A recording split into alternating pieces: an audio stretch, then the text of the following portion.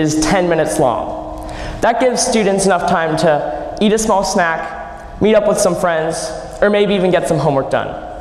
However, in 10 minutes, I can do something that no one else in this room can. I can run 2 miles in under 10 minutes. Hi, my name is Jack Gray, and I'm a distance runner here at Amador Valley High School. Last year, as a freshman, I was the fastest runner on varsity. And I broke the Amador's all-time freshman high school 2-mile record, running it in 9 minutes and 56 seconds. And a lot of people ask me, Jack, how do you run so fast all the time, and why do you want to run? And a lot of people, I think, would answer this question by saying that the best runners only come from a certain part in the world, Kenya and Ethiopia.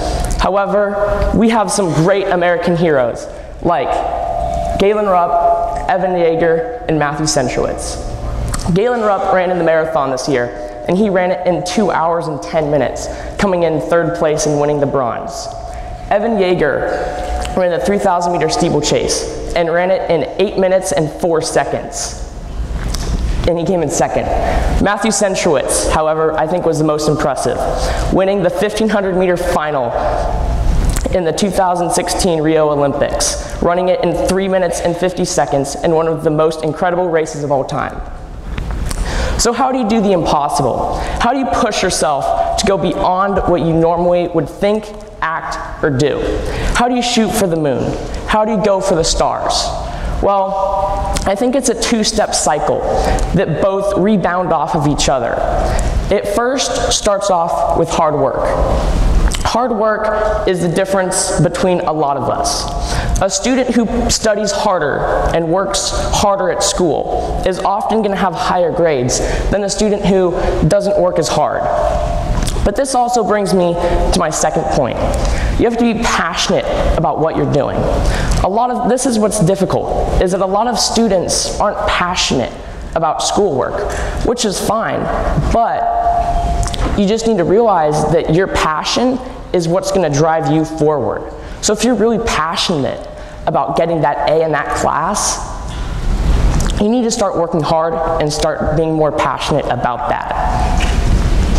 But how does this relate back to me in running? Well, back in 7th grade, when I started converting over to only doing running, I had a really bad knee injury. It was so bad that I couldn't run and could barely walk. My doctor said I just needed to take a couple weeks off. A couple weeks turned into a couple months. And later, I was so bad that I couldn't even run that fast anymore. I went to physical therapy, and my physical therapist said my leg strength wasn't strong enough, I needed to work on my flexibility, and I needed to improve my running form. It was hard work that I had to do. Each night, I had to pull a 90-degree squat for 12 minutes with a resistance band. This was probably one of the most hardest things that I've ever had to do, and it was extremely painful, even more difficult than running. Then I would move on and do hip bridges, and I would do 120 of these with the resistance band, making sure that my quads were flat with the rest of my body and pushing up. Next, I would move on to one-legged squats, where I would go on one leg and squat down, pushing my glutes and my hip flexors. Then I would move on to one-legged step-ups and step-downs. I would do 30 of those on each leg. These would really work on my hamstrings and my quads. Every single time I did this, it became more and more painful, but I knew that I was gonna get stronger and I was gonna get faster. Now the second thing that I really had to work on was my running form. Your running form is something that is very difficult to change. Most of us are born with a specific type of running form that is very difficult to change. It's almost impossible to change how efficient you run unless you really focus on the key fundamentals of form. Before, when I was running, I was overstriding, which meant that my leg was coming out way in front of my body, which was causing a great deal of pain in my knee. However, to change this, every single step that I took, I had to think exactly, all right, is my foot going to land on my heel? Is it going to land on my midsole? Am I kicking back far enough? Is my hip flexor under my body?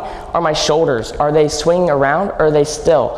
And my arms, are they straight and up and down or are they crossing out in front?